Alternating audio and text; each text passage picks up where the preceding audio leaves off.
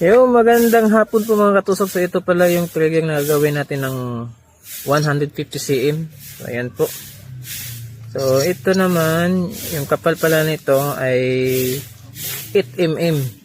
Yan. Kasi medyo malaki dapat. Kasi medyo mahaba yung gagawin nating trigger, yung spare gun. So PM lang po at pakipalo lang nating ating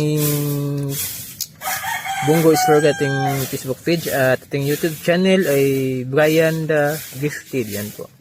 So yan po, explain ko lang sa inyo. Baka gusto nyo matuto nito. Yan, i-share ko lang. Para hindi po matigas kalabitin, kailangan po ito hindi siya angat pag kalabitin. Yan. Ito ba yan. So yan po yan.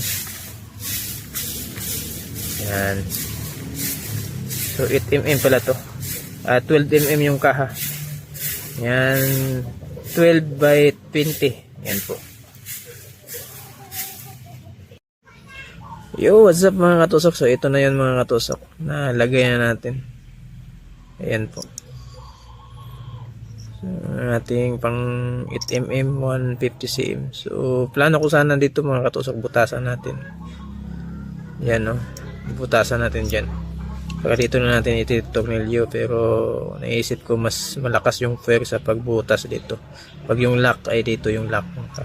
So, kasi kung dito lock tapos dito butas, pwersa naman din siya kasi may lock naman ito. Pero may nakita kasi akong kadalasan nakaganon siya. Parang inaangat na niya pag marupok na yung Pero mas malakas yung dito. Pero mas maganda din yung tatlo. Dito, dito, dito. Ito.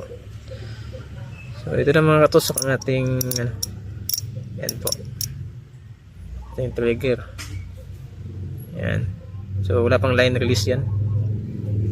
At follow na din mga katusok ating Facebook page Bungo Spare Gun, ating YouTube channel Brian the Gifted. Yan po, Gifted mga katusok.